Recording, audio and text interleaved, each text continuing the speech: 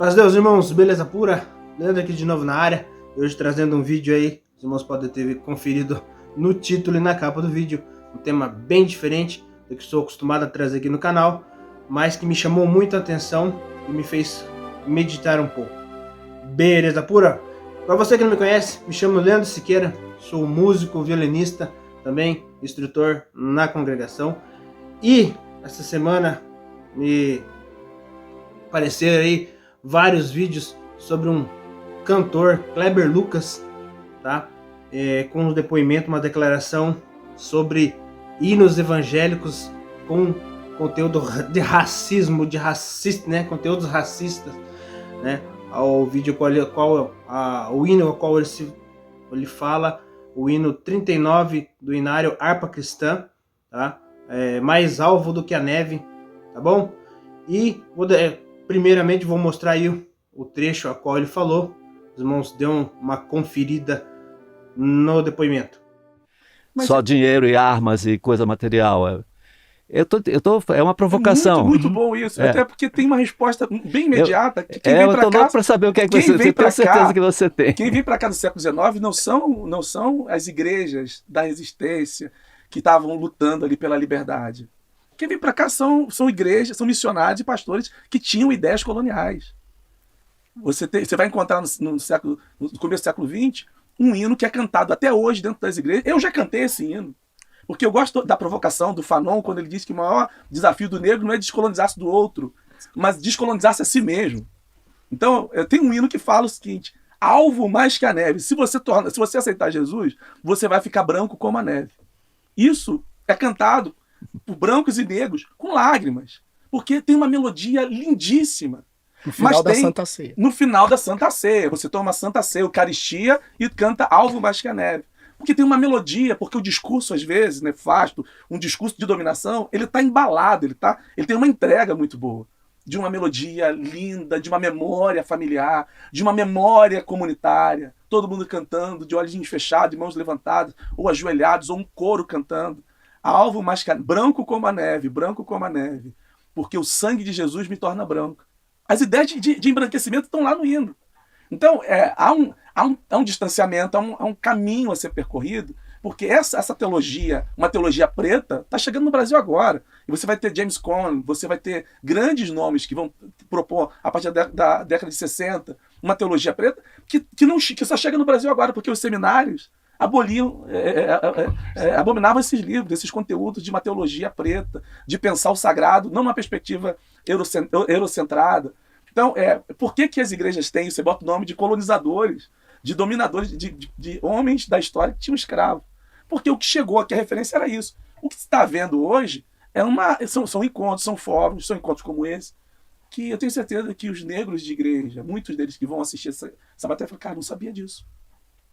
Então, são essas provocações que estão acontecendo ao longo dos últimos anos, mais evidenciado nas mídias e dentro de igrejas e universidades, onde a gente está provocando, está questionando isso. Por que a igreja evangélica brasileira, de pretos, de maioria negra, continua cantando alvo mais que a neve?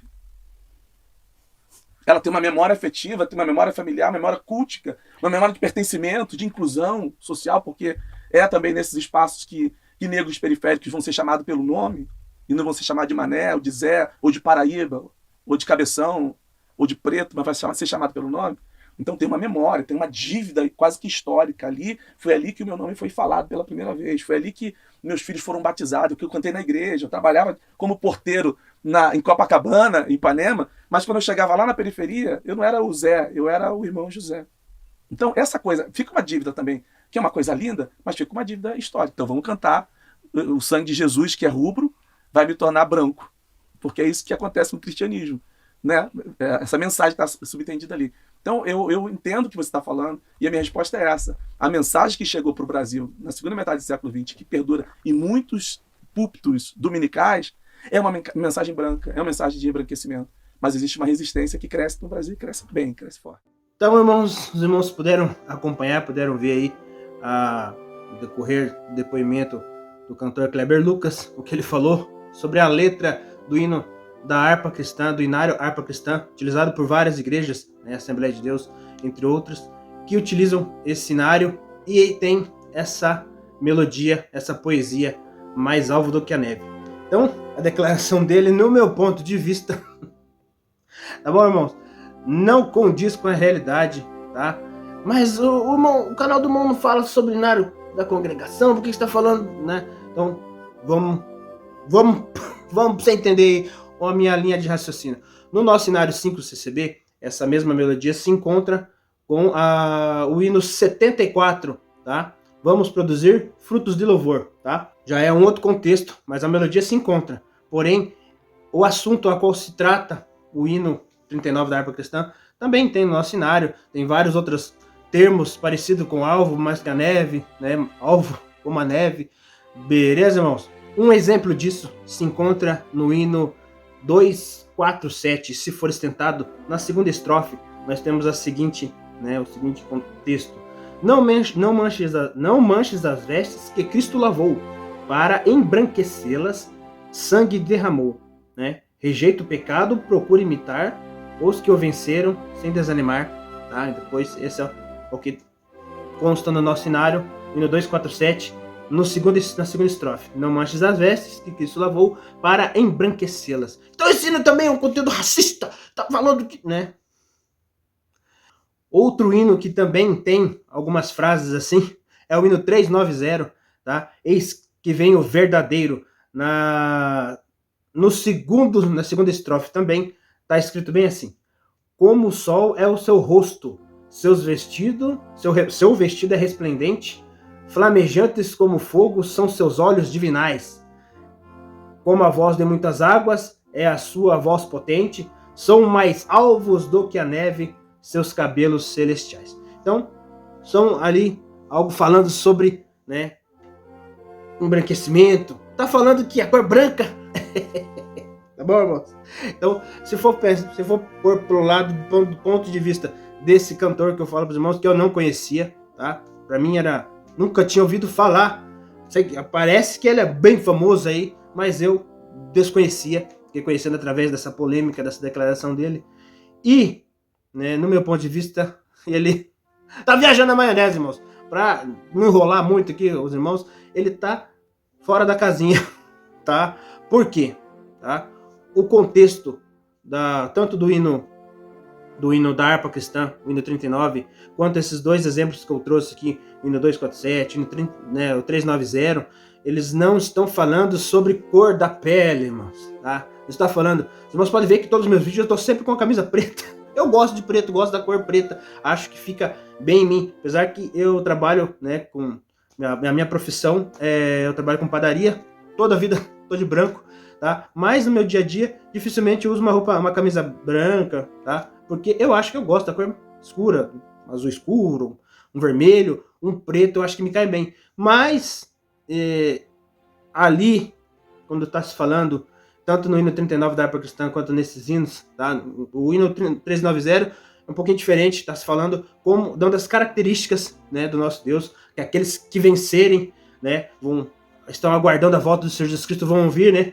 Vão ver a volta do eis que vem o verdadeiro, vão ouvir, né? E vão ver o seu resplendor. Então tá dando uma descrição do como que ele é, que os seus cabelos são alvos, como, né, mais brancos, são brancos e alvos como a neve.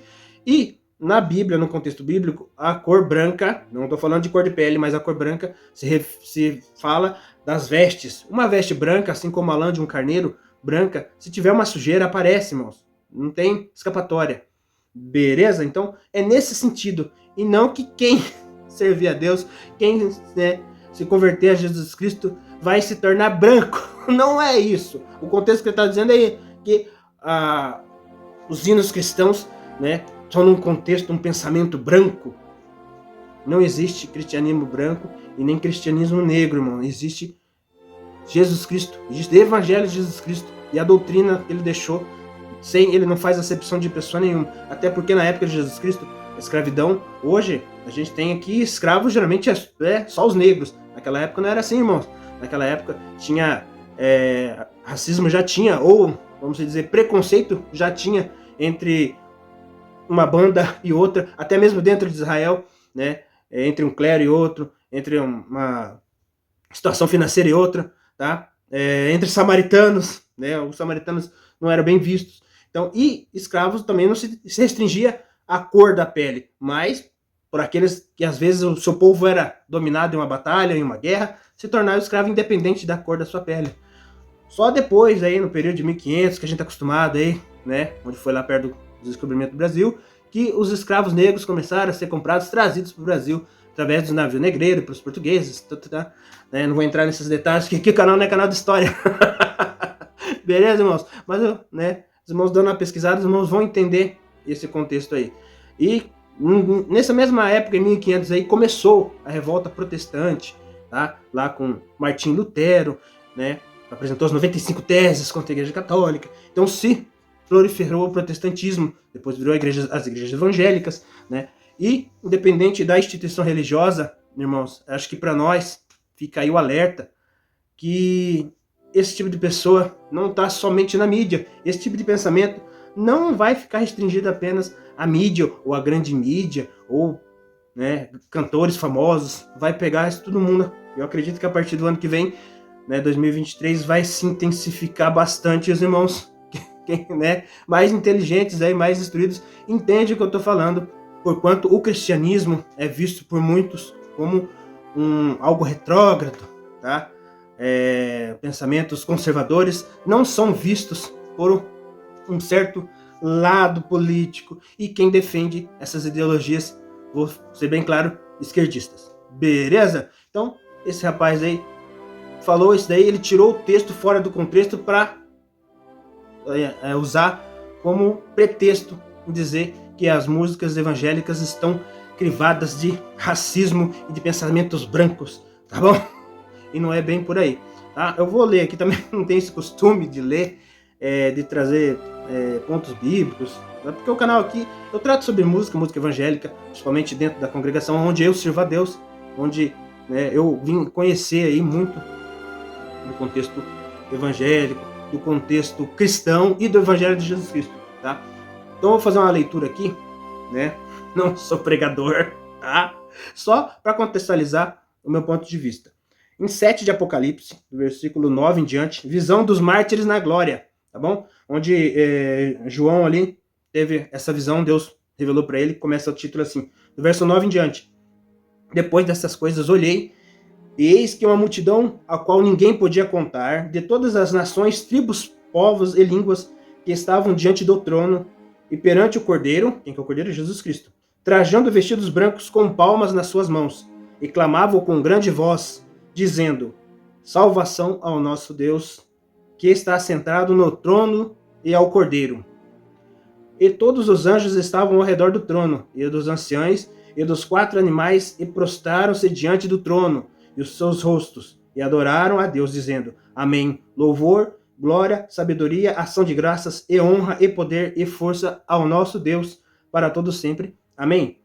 E um dos anciões me falou, dizendo, estes que estão vestidos de vestidos brancos, quem são e de onde vieram? Aí João respondeu, e eu disse-lhe, Senhor, tu o sabes. E disse-me, estes são os que vieram de grande tribulação, e lavaram os seus vestidos e os branquearam no sangue do Cordeiro. Por isso estão diante do trono de Deus e servem de dia e de noite no seu templo. E aquele que está sentado sobre o trono os cobrirá com a sua sombra. Tá? Não vou continuar a leitura, mas é só para falar e mostrar esse ponto. Então, tanto no hino, né, da harpa cristã, hino 39, quanto no 247, falam desse pedaço aqui, desse trecho. Beleza, irmãos? Então, nós temos que vigiar, falar essas coisas aí. Uma criança aí de 10, 12, 11, 12, até 14. Hoje a adolescência tá meia dispersa, né? Não tem esse hábito muito de ler. Então, a gente tem que vigiar o que eles estão assistindo, seja no YouTube, Instagram, Telegram, tudo que tiver com gram, tá? Facebook, seja onde for, tem que vigiar quem eles estão acompanhando, tá? Porque pode acontecer isso aí, a pessoa tirar um texto ou um texto, seja da Bíblia, seja do inário evangélico, né, do inário de uma música sacra, uma música cristã, tirar o texto fora do seu contexto para exemplificar um contexto totalmente deturbado, tá bom? Ele falou que é o hino lá que está deturbado, e não é não, irmãos, tá bom? Então, esse é o conceito de brancura, tanto na Bíblia quanto nos inários cristãos. O conceito de brancura é pureza. Se você tem um vestido branco, qualquer manchinha que tiver, ele vai aparecer. Mas aqueles que lavarem o seu vestido no sangue do Cordeiro, vão ter eles branqueados.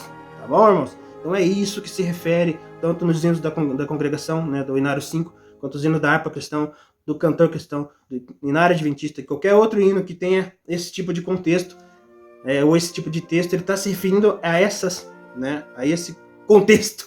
Tá bom, irmãos? É sobre manter-se. O que é a veste branca? Nossas vestes, tá bom? Nossa alma, livre do pecado. Se tiver uma manchinha, somente o sangue do Cordeiro é que pode lavar e branquear e deixar mais alvo como a neve, mais puro, o branco puro como a neve. Então, a gente que é pai, os irmãos aí são pais, tem que vigiar, irmãos. Eu fiquei pensando muito, né?